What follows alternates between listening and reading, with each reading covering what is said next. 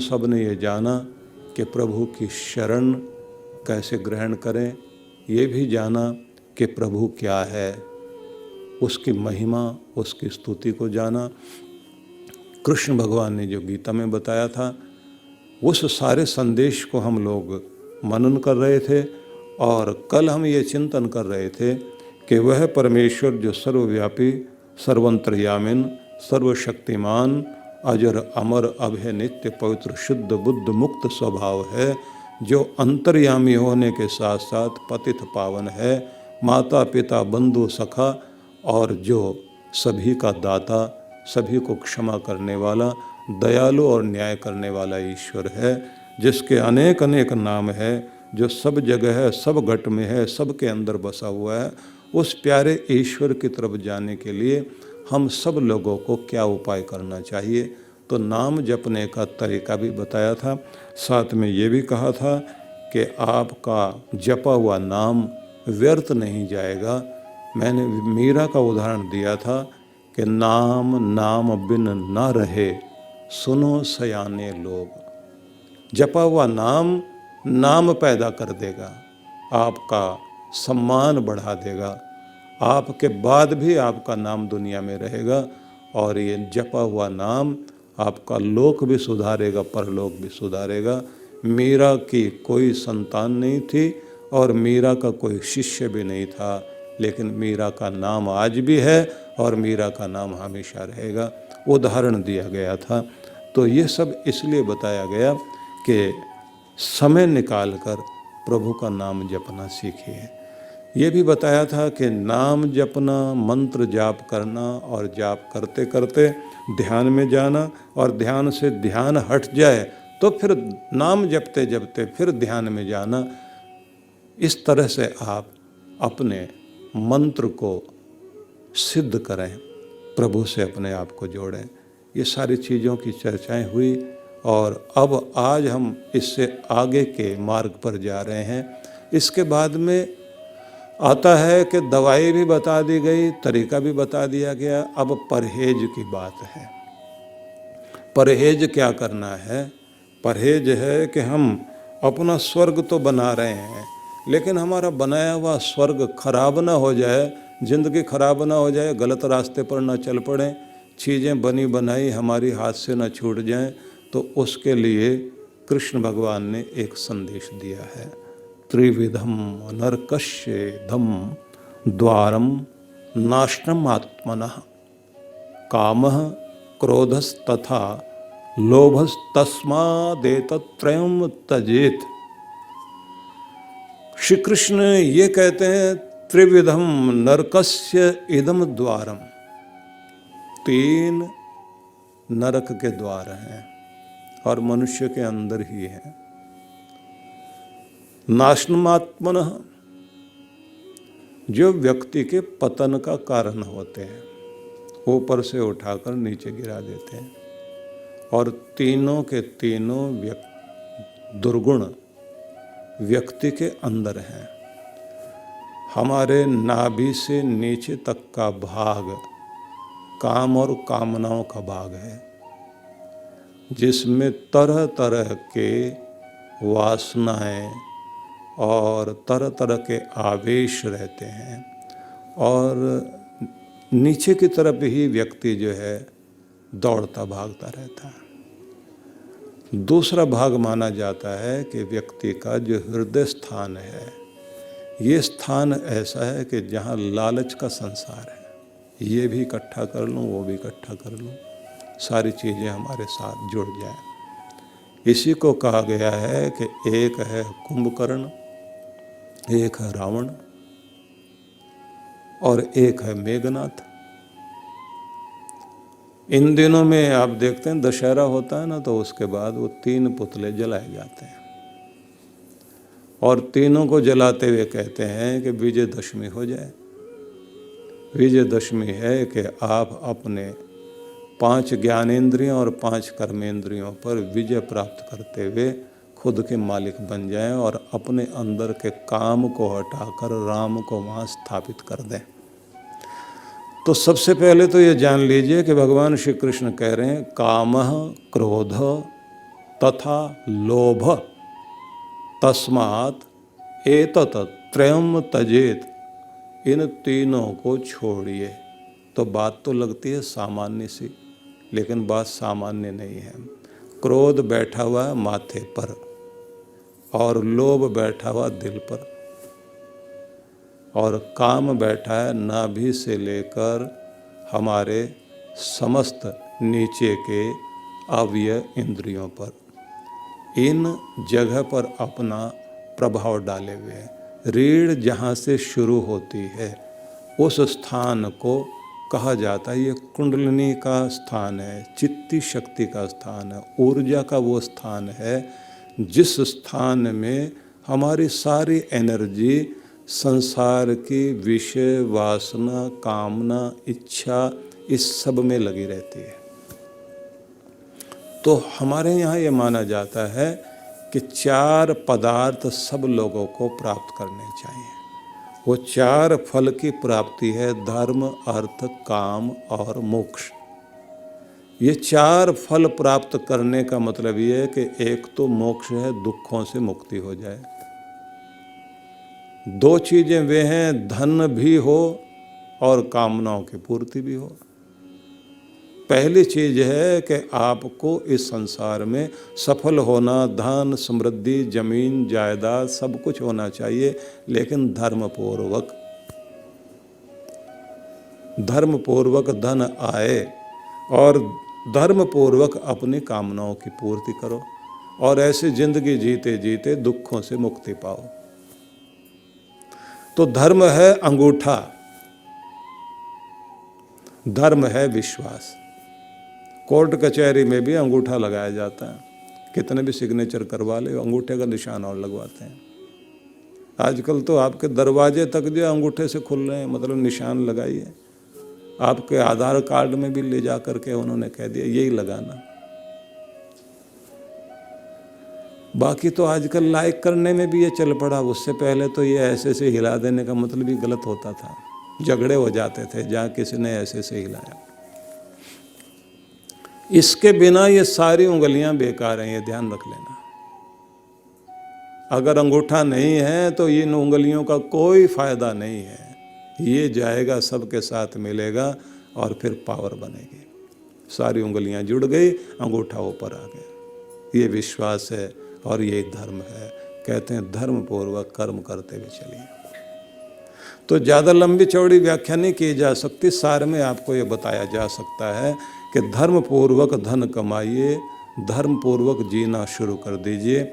धर्म पूर्वक जब आप जिएंगे तो आप इंसानियत को ध्यान में रखेंगे। मेरे जैसा दूसरों का जीवन भी है, आत्मना प्रतिकूलानि परेशान समाचरेत। जैसा हम अपने लिए चाहते हैं वैसा व्यवहार दूसरों के साथ करना शुरू कर दें, बस इसी का नाम तो धर्म है। वही तो गुण हैं जो आपको जिताते हैं। धृति, क्षमा, दमोस्तेम, शौचम, इंद्रिय निग्रह, धीर, विद्या, सत्यम, क्रोधो, दशकम, धर्म लक्षणम, ये जो कहा गया है यही तो धर्म है। और अधर्म कहाँ आ जाता है? जब आप बेचैन रहने लग जाते हैं, उद्विग्न रहने लग जाते हैं, आप जो है हिले हुए रहते हैं, समस्याओं से भागना शुरू कर देते हैं, जल्दी बेचैन हो जाते हैं, धैर्य छोड़ने लग जाते हैं, और जब आप किसी को माफ़ करते ही नहीं, बदला लेने की भावना रखते, वही तो अधर्म है। और जब आपका खुद पर कंट्रोल नहीं है, पवित्रता का ध्यान नहीं है, चोरी, छल, कपट में लगे हुए, वो अधर्म। और जब आपका अपनी इंद्रियों पर वश नहीं है और आप गलत तरफ जा कर के गलत कार्य करने लग जाते हैं, वही तो अधर्म है। और जब अपनी अक्ल का दुरुपयोग करते हैं वो अधर्म है। जब झूठ का सहारा ले लेते हैं वो अधर्म है। और जब क्रोध में आकर के, आवेश में आकर के आप हिंसा पर उतारू हो जाते हैं, वही सब अधर्म है। 10 तरह के अधर्म है और 10 तरह के धर्म है। जब धैर्य आपके अंदर है, जब आपके अंदर क्षमा करने की भावना होती है, छल कपट से आप दूर हो जाते हैं, इस सब को धर्म कहा गया है। खुद पर नियंत्रण है और क्षमा भाव के साथ साथ दूसरों को बर्दाश्त करना जानते हैं।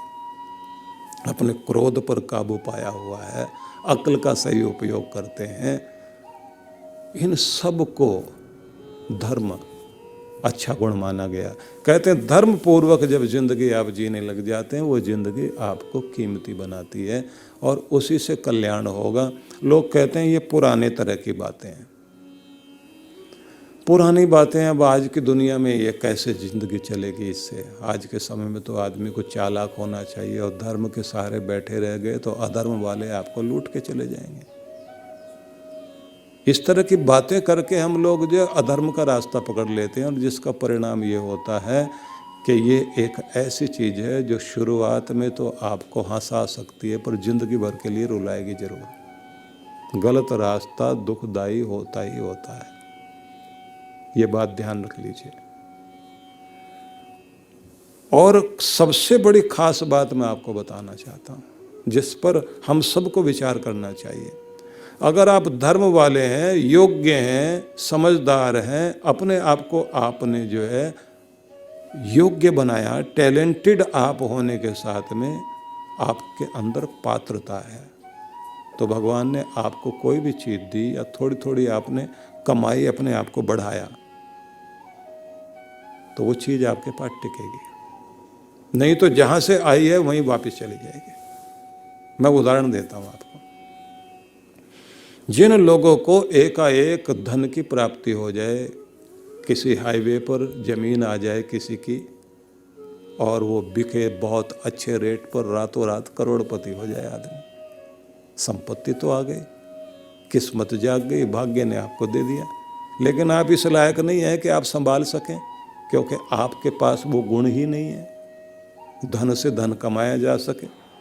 अब आपको लग गया अधर्म, गलत आदतें, जैसे आया था, जहां से जो कुछ आया था वहीं चला जाएगा, सब पैसे बर्बाद, लॉटरी लग गई।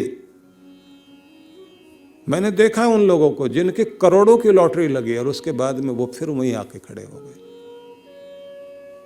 उनको देखा जिनके पास उनके माँ बाप ने करोड़ों की संपत्ति छोड़ी, और कुछ सालों के बाद में देखा उनकी सारी प्रॉपर्टी बर्बाद, वो फिर वहीं आके खड़े हो गए। जहाँ से चीज़ आई थी वहीं वापस गई, क्योंकि तुम लायक नहीं हो। अगर अपने आप को लायक नहीं बनाओगे तो आपके पास चीज़ें टिकेंगी ही नहीं। और ये ध्यान रख लीजिए, अगर आप लायक हैं तो आपको दौलत की तरफ भागने की जरूरत नहीं, दौलत आपके पीछे भागेगी। सबसे पहले आदमी को अपने अंदर की गुणवत्ता, अपनी विशेषता, उस पर ध्यान देना चाहिए। अगर आप सच में योग्य व्यक्ति हैं, लायक इंसान हैं, देर सबेर चीजें आपकी तरफ मुड़नी शुरू हो जाती हैं। प्रत्येक व्यक्ति के अंदर 3 तरह की बहुत बड़ी कमजोरियां होती हैं। भोग का बंधन, भय का बंधन और भ्रम का बंधन। इनको माना गया है, ये व्यक्ति को बांध लें तो आदमी जो है इनमें उलझ के रह जाता है। कृष्ण भगवान ने यह कहा कि प्रत्येक व्यक्ति को धर्म पूर्वक अपनी कामनाओं की पूर्ति करनी चाहिए, अधर्म पूर्वक नहीं। हर चीज परमात्मा के द्वारा दी गई है, और आपको अमानत के रूप में कुछ भी मिला तो ये अमानत वापस लौटानी पड़ेगी। इसलिए जिसकी है वो ले लेगा। चीज़ें भगवान से आपको मिली हैं, आप प्रयोग करिए, और प्रयोग करने के बाद आप उनके द्वारा पुण्य कमाइए, धर्म कमाइए, यश कमाइए, खुश रहिए, परिवार का ध्यान रखिए, सबका ध्यान रखिए, लेकिन इनके द्वारा अधर्म करने का प्रयास मत कीजिए, क्योंकि कहीं ऐसा ना हो चीज़ें तो दी गई, चीज़ें भगवान के द्वारा जो दी गई हैं वो तो लौटेंगी, अगली पीढ़ी पर चली जाएंगी। आपकी ज़मीन जायदाद मकान जो भी कुछ है अगली पीढ़ी संभालेगी, लेकिन अगली पीढ़ी को सुखी करने के लिए आपने अगर पाप कमा भी लिया तो वो पाप आप ही तो भोगोगे, उसको आपके बच्चे या आपका कोई भी आदमी उसको भोगने के लिए तो नहीं आएगा। मैं पढ़ रहा था तो एक पुराना श्लोक है, अच्छा लगा मुझे, लेकिन बड़ी चेतावनी है। भूम्याम हसंति मम भूमि रीति ब्रवाणम, कि जमीन हंसती है उस पर जो कहता है कि इस जमीन का मालिक मैं हूं। क्या कहती है वो? कि मेरे देखते देखते तुम्हारे पूर्वज चले गए कब्जा करते करते, मैं तो किसी के साथ गई नहीं। जमीन वहीं की वहीं है, उस पर बोर्ड लगाने वाले, नाम लगाने वाले,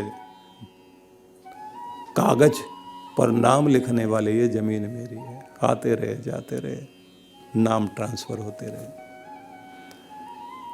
भूम्यो हसंति मम भूमि रीति ब्रवाणम अर्था हसंति उचित दाने विहीन लुब्धम। दौलत हंसती है उस समय, उसे देखकर जो लालची है, संपत्ति का सही उपयोग नहीं कर पाया, जोड़ जोड़ कर रख गया, या तो फिर वो बन गया कैशियर। जैसे बैंक का कैशियर होता है, रोज गिनता है, हिसाब किताब रखता है और रख कर कहता है इतने हो गए, ड्यूटी अपनी पूरी हो गई। या फिर चौकीदार खड़ा है बाहर, बैंक में जो है गार्ड खड़ा होता है ना, चौकीदार, वो बेचारा संपत्ति की रक्षा कर रहा है, उपयोग नहीं कर सकता। बहुत सारे लोग इस दुनिया में या तो चौकीदार बन कर के खड़े हुए हैं या फिर वो कैशियर बने हुए हैं, रोज रात में हिसाब लगा लेते हैं, आज इतनी दौलत का मालिक मैं हो गए। ना तो खुद जीवन में उससे सुख लिया, ना अपने घर परिवार को सुख दिया, न इस समाज को कोई सुख दिया, और न कोई पुण्य कमाया कि दौलत साथ जा सके। मिली थी संपत्ति इसलिए कि तुम इसके जरिए से सुख पाओ और सुख स्वरूप परमेश्वर की कृपा पाओ। बैंक का कैशियर होता है, रोज गिनता है, हिसाब किताब रखता है और रख कर कहता है इतने हो गए, ड्यूटी अपनी पूरी हो गई। या फिर चौकीदार खड़ा है बाहर, बैंक में जो है गार्ड खड़ा होता है ना, चौकीदार, वो बेचारा संपत्ति की रक्षा कर रहा है, उपयोग नहीं कर सकता। बहुत सारे लोग इस दुनिया में या तो चौकीदार बन कर के खड़े हुए हैं या फिर वो कैशियर बने हुए हैं, रोज रात में हिसाब लगा लेते हैं, आज इतनी दौलत का मालिक मैं हो गए। ना तो खुद जीवन में उससे सुख लिया, ना अपने घर परिवार को सुख दिया, न इस समाज को कोई सुख दिया, और न कोई पुण्य कमाया कि दौलत साथ जा सके। मिली थी संपत्ति इसलिए कि तुम इसके जरिए से सुख पाओ और सुख स्वरूप परमेश्वर की कृपा पाओ। अक्षा हसंति विशेषु अधिरूढ़ चित्तम। कहते हैं कि ये जो आँखें और हमारी इंद्रियां हैं, ये उस समय हंसती हैं जब कोई व्यक्ति संसार के विषय वासनाओं में इतना पागल हो जाता है कि उसे अपनी जिंदगी का लक्ष्य नहीं दिखाई देता। आया था किस काम के लिए, फंस गया कहाँ। गोल गोल चक्कर दिला रही है संसार में, संसार की चीज़ें, और व्यक्ति उनमें उलझ कर रह जाता, पता भी नहीं लगता कब जिंदगी खत्म हो गई। मृत्यु हस्ति अमृत भक्ति विहीन मूढ़म। और आखिर में मौत हंसती है, बहुत मर चुका है तू,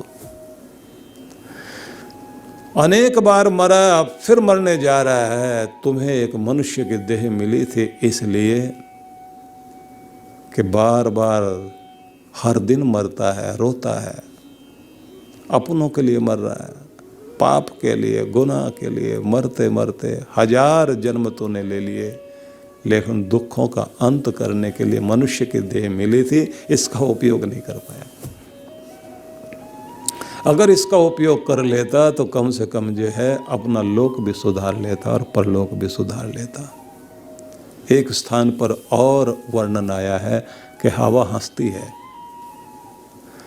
अकड़कर चलने वाले को देखकर ये कहती है कि बहुत हंस रहा है, लेकिन जानता नहीं है दुख की सुई रोज तुझे हिलाती है, लेकिन जिस दिन मौत का आक्रमण होगा तेरे अंदर की हवा निकल जाएगी और तेरे शरीर का एक एक कण कण इस दुनिया में बिखर जाएगा। और कहते हैं जमीन हंसती है उस समय जब व्यक्ति जमीन को नाप नाप कर कहता मैं हो गया मालिक, और उस समय वो कहती है कि मेरे बच्चे, इस जमीन का मालिक कोई नहीं हुआ, उतनी ही जमीन तेरी होगी जितने में आखिर में तेरा शरीर सोएगा। चिता जलेगी या मिट्टी में दबेगा। मनुष्य जो है अपने अहंकार में लगातार पागल हुआ बैठा है। इसलिए कहते हैं व्यक्ति को नियंत्रित करना है, धर्म पूर्वक अपनी कामनाओं की पूर्ति करो और अपने लालच को इतना मत बढ़ने दो कि आप लालच में आकर सारे गुनाहों का, सब पापों का बाप जो माना गया है वो है लोभ। और इसको कहा गया कि ये इतना अजीब है कि इसका कोई अंत नहीं दिखाई देता। मतलब काम विकार भी व्यक्ति का जागेगा तो उसकी भी एक सीमा है, क्रोध की भी एक सीमा, लालच की कोई सीमा नहीं। जितना आ जाए इंसान के पास उतना कम नजर आता है। और जोड़ते जोड़ते जोड़ते जोड़ते इंसान अपनी जिंदगी के आखिरी लम्हे तक पहुंच जाता है। और वही शायर की पंक्ति कि आगाह अपनी मौत से कोई बशर नहीं और सामान 100 बरस का और पल की खबर नहीं। तुमने 100 बरसों तक का सामान इकट्ठा कर लिया लेकिन पल की भी तुम्हें खबर नहीं है। इकट्ठा किया था अपनी खुशी के लिए लेकिन खुशी ज़िंदगी में मना नहीं पाए। खुशी मनाना जानना चाहते हो, उसका एक ही सूत्र है। एक तो प्रत्येक व्यक्ति को छोटी छोटी बातों में खुश रहने की और खुश होने की आदत बनानी चाहिए। और जो जो भी छोटी से छोटी चीज़ भी आपकी ज़िंदगी में आई है उसी बात के लिए भगवान को धन्यवाद करना शुरू कर दो कि मालिक तेरी बहुत बड़ी कृपा है। वो छोटी छोटी खुशी आपकी ज़िंदगी में बड़ी खुशी बनेगी। आप देखते हैं बारिश तो कभी कभी होती है लेकिन ये जो घास हरी भरी दिखाई देती है वो किसके कारण? ओस के कारण। ओस की बूंदें जो पड़ी होती ना घास पे, वो उनकी जड़ों को जाके नरम कर देती है। सूरज की किरणें जैसे ही आती हैं वो बूंदें आकर के उसकी जड़ में गिर जाती हैं, उतने से ही वो बेचारी हरी भरी हो जाती है। जिंदगी में बहुत बड़ी बड़ी खुशियां तो कभी कभी आती है लेकिन छोटी छोटी खुशियां रोज आ रही हैं, ओस की बूंद की तरह। घास तो उसी से हरी भरी हो रही है। अपनी छोटी छोटी खुशियों से आप खुश रहना शुरू कर दीजिए और जैसे आप छोटी छोटी बातों से खुश रहना शुरू कर देंगे तो आपके अंदर आई हुई खुशी आपको और बड़ी खुशी देने लग जाएगी। जिसको खुश रहने की आदत हो गई और अगर दुख भी आ गया तो दुख भी दुख नहीं लगेगा। तो आपने सूत्र याद कर लेना कि छोटी छोटी खुशी से, छोटी छोटी बातों से खुश रहने की आदत बनानी है। और हमारी आदत क्या बन गई?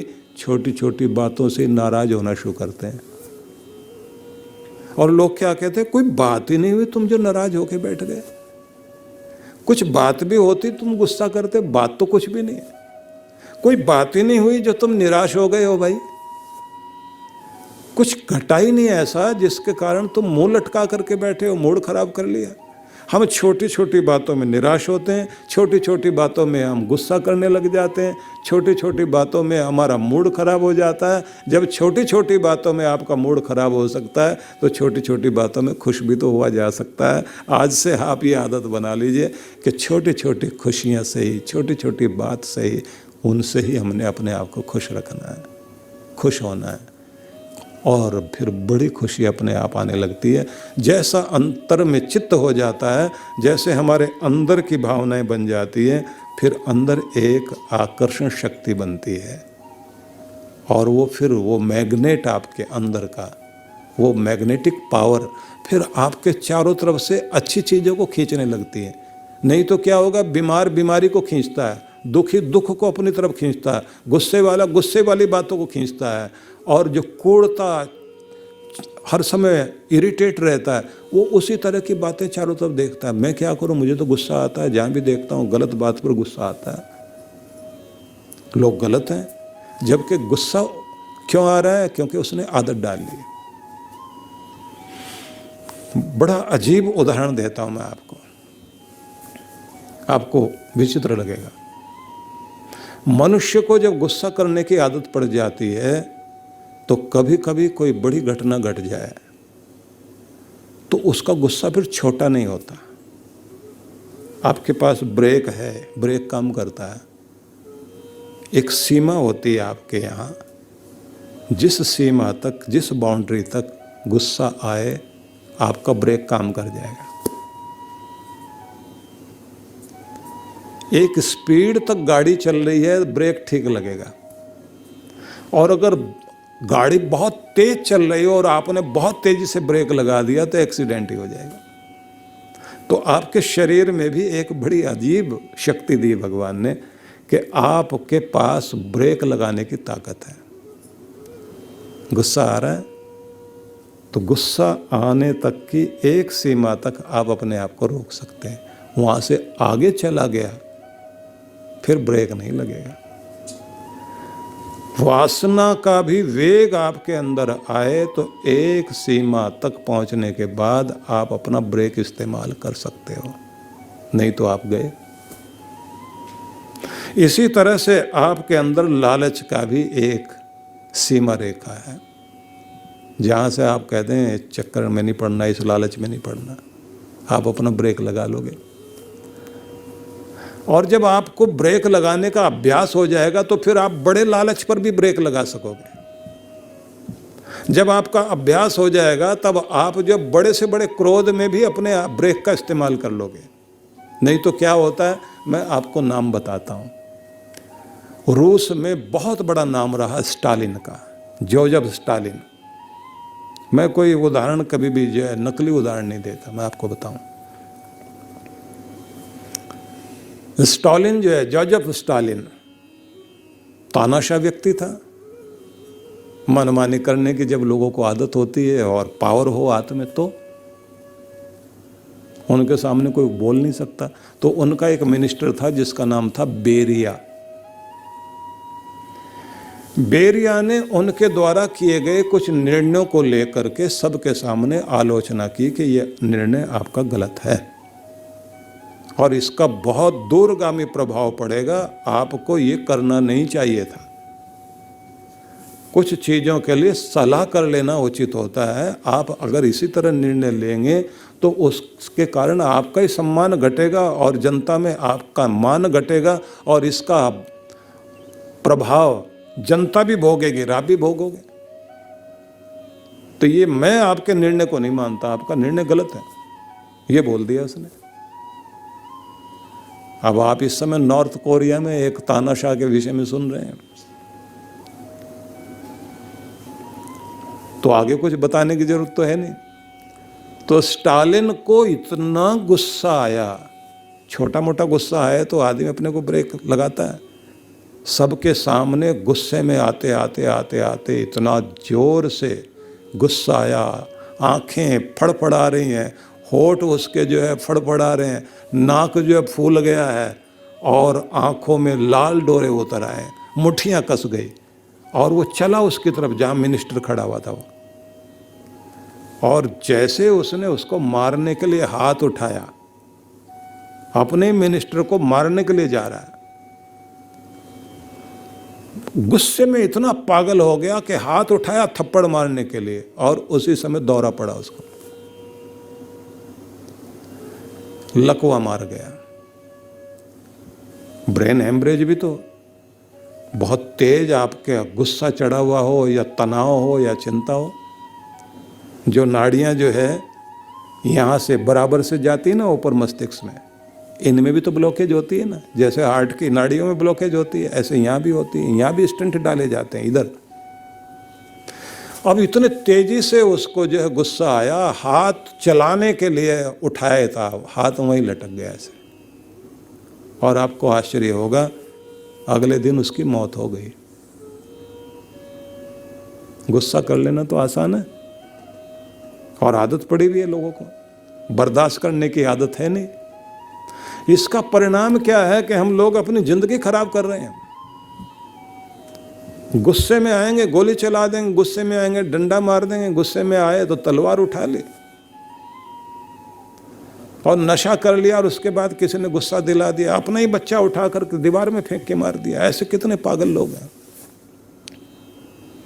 इसलिए कृष्ण भगवान ये कहते हैं कि तुम्हें मैंने भक्ति के विषय में बताया, भगवान की महिमा बताई, जहाँ तुम्हें जाना वो लक्ष्य भी बताया, लेकिन जो परहेज करने हैं जिंदगी के अब मैं वो बताता हूँ तुम्हें। उन्होंने कहा अपने क्रोध पर काबू पाओ और तुम्हारा लालच तुम्हारे लिए राक्षस न बन जाए और तुम्हारी इच्छाओं का और कामनाओं का और काम का विकार इतना बड़ा ना हो जाए कि तुम्हारी जिंदगी तुम्हारे लिए नरक बने।